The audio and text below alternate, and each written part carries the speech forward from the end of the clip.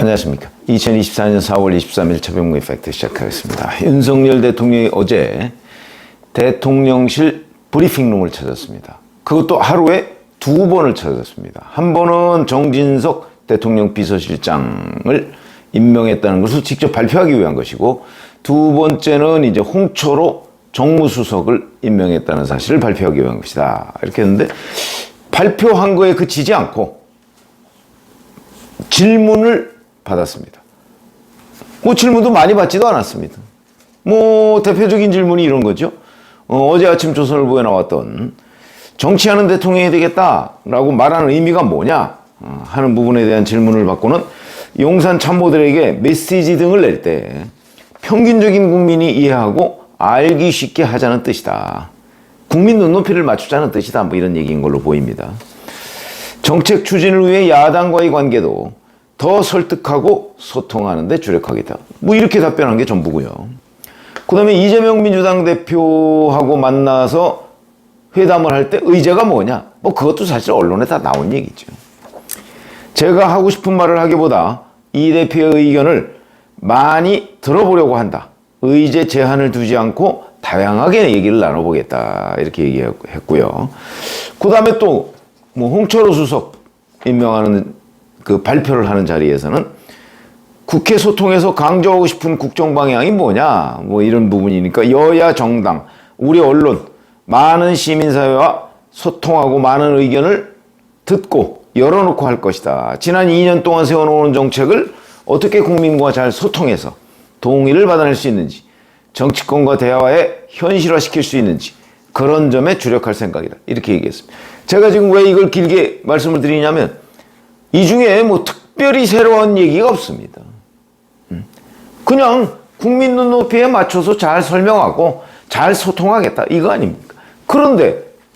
그런데도 오늘 아침 신문, 방송, 어젯밤부터 방송 전부 다 거의 일치한 게 윤 대통령이 기자 질문을 받았답니다.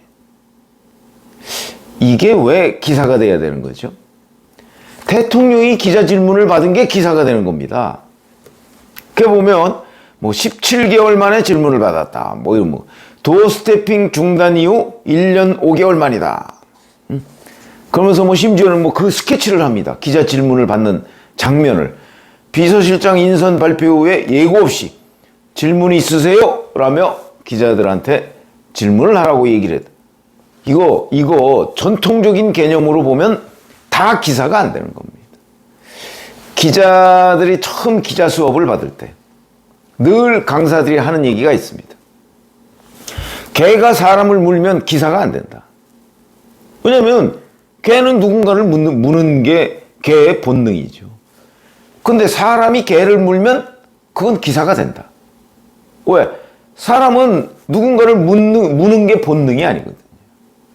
그런 얘기를 기자 수업 받을 때 늘 들었는데, 이건 대통령이 기자들의 질문을 받는 게 거의 사람이 개를 무는 수준으로 기사화가 됐다는 거죠. 이거는 무엇을 뜻하느냐? 윤석열 대통령이 그만큼 기자들을 만나지 않았다. 질문을 받지 않았다. 질문 기회를 봉쇄했다. 이걸 한마디로, 한 단어로 얘기하면 불통이다. 이렇게 얘기를 할 수 있는 겁니다. 그렇기 때문에 윤 대통령이 기자들을 만나서 질문받은 그 자체, 질문의 내용이 아니고, 그러니까 형식, 이게 기사가 되는 거다. 그러면 수많은 기자들이 지금 언론계에 종사하고 있는 수많은 현장 기자들이 윤 대통령이 기자들의 질문을 받는 거를 이례적인 현상으로 보고 기사화한 겁니다. 이걸 보면 국민들이 뭐라고 생각할 것인가? 국민들이 지금 이 윤석열 대통령에 대해서 불통, 오만 이렇게 얘기하는 그 첫 번째로 지적하는 게 기자들 안 만난다. 아니 꼭 기자를 만나야만 소통이 되느냐? 그건 아니죠. 그러나 기자만 안 만났습니까? 이재명 대표 제1야당, 제1야당이 아니라 따지고 보면 입법부 제1당이죠. 입법부 제1당의 대표를 만나지 않았다. 취임 후 지금까지 단 한 번도. 그런 거와 기자가 별건가요? 일반 국민들이 매일같이 대통령을 만나서 뭐 질문을 할 수가 없잖아요. 그러다 보니까 그걸 대신해서 국민들이 궁금해하는 사항이 지금 이거일 것이다 라고 판단해서 대통령한테 질문을 하는 것이고, 대통령은 거기에 답할 의무가 있는 것이고, 그걸 우리가 소통이라고 이름을 지을 수 있는 겁니다. 근데 그걸 얼마나 안 해왔으면 소통 그 자체가 기사가 되느냐. 이런 거죠. 그렇기 때문에 소통에는 일방소통이 있고 쌍방소통이 있는데, 기자들이 의미하는 소통이라는 개념은 쌍방소통을 얘기하는 겁니다. 윤석열 대통령 일방소통 꽤 했죠. 그러나 그거는 소통이라는 이 횟수에 카운트를 하지 않습니다. 대표적인 게 그런 거죠. 가장 최근에 이런 총선이 끝나고 난 뒤에 완패를 했습니다.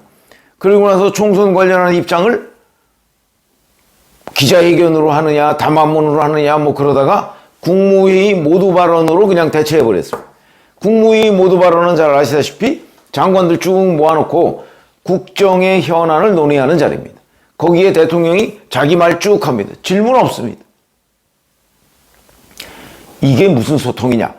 적어도 기자들은 그렇게. 그러나 학문적인 의미로 보면 일방소통입니다. 일방소통. 그러니까 일방소통은 기자들이 얘기하는 소통의 범주에 들어가지 않는다. 이렇게 보는 거죠.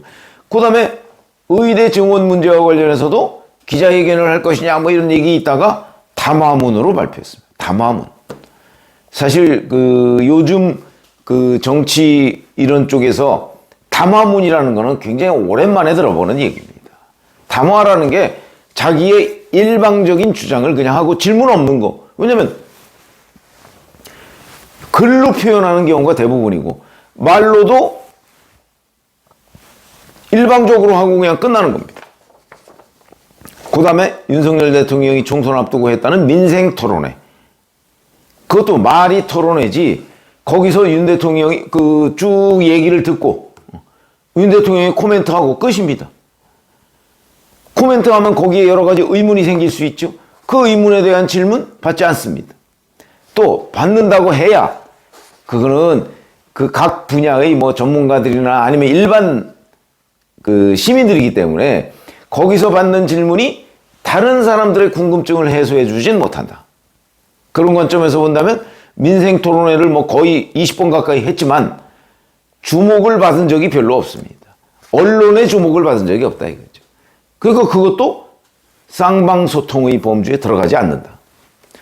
이번에는 이제 결국 야당 대표 만나겠다 얘기하고 기자들한테 질문 있으면 하세요 라고 해서 몇 개의 질문을 받은 것, 이걸 현장 기자들이 세고 있었던 거다. 그런 의미에서 이게 참 이례적인 거고, 그만큼 뒤집어 보면 윤 대통령이 기자들이 생각하는 소통을 하지 않았다, 그건 곧 불통이다 하는 걸 그대로 드러내는 장면이라는 거죠. 근데 이런 거 한번 생각해 보시죠. 야당 대표 그거 어차피 만나서 서로 자기 주장만 할 가능성이 대단히 높은데 그게 뭔 소통이냐? 그건 아닙니다. 일단 만나는 횟수를 누적을 시켜놓으면 불통이라는 얘기는 못한다 이거죠. 적어도. 그런 거지고 기자회견 뭐 이런 것도 뭐 1년간 뭐 5차례 했습니다. 그런 것들이 중요하지, 기자회견에서 뭐 알맹이 없는 얘기를 했다 안 했다 이런 거는 별로 중요하지가 않다 하는 점이죠.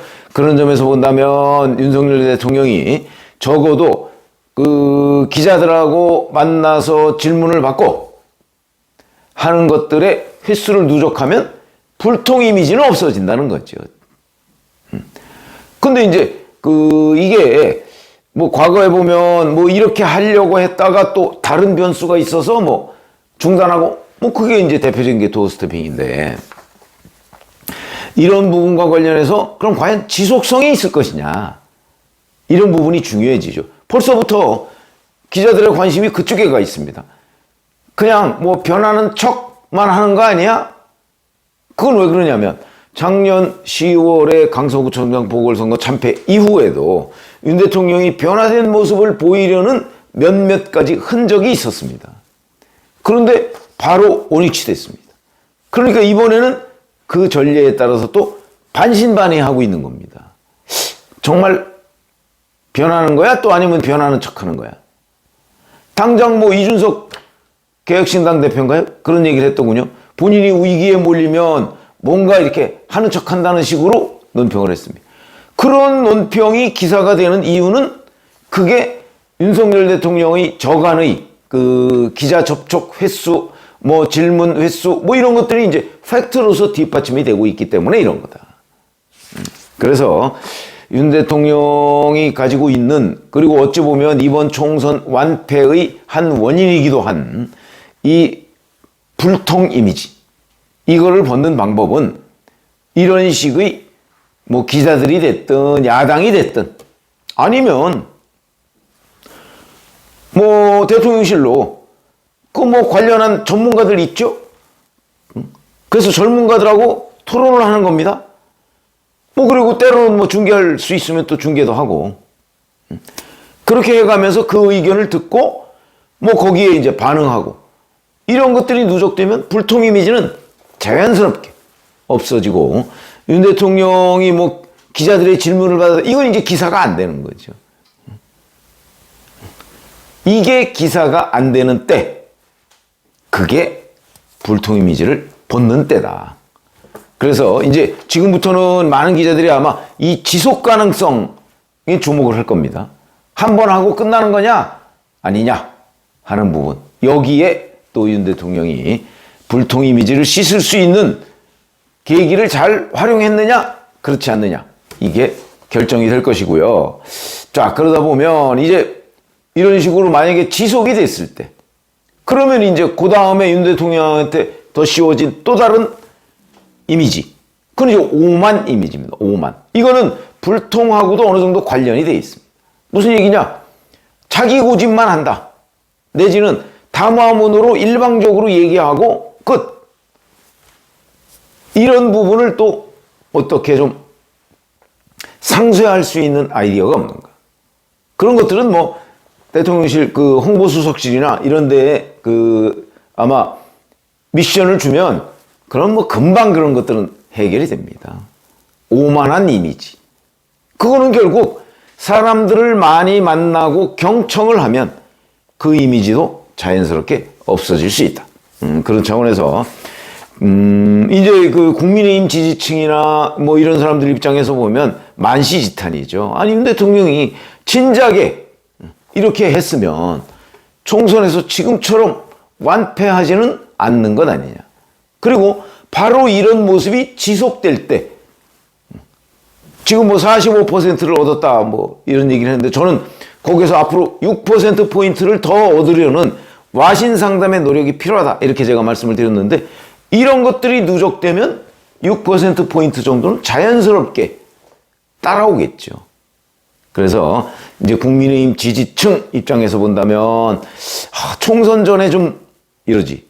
심지어는 작년 10월 강서구청장 보궐선거 패배 때 그 뭔가 변화의 움직임을 만약에 계속 견지했더라면, 그러면 총선에서 이런 결과를 초래하진 않았을 텐데 하는 그런 가정을 전제로 한 아쉬움들이 아마 묻어날 것으로 보이는데, 지금부터라도 윤 대통령이 기자 질문을 받았다는 자체가 기사가 안 되는 이런 상황을 만들어 나가려는 노력, 이게 필요하다. 그게 불통 이미지를 씻는 첩경이다.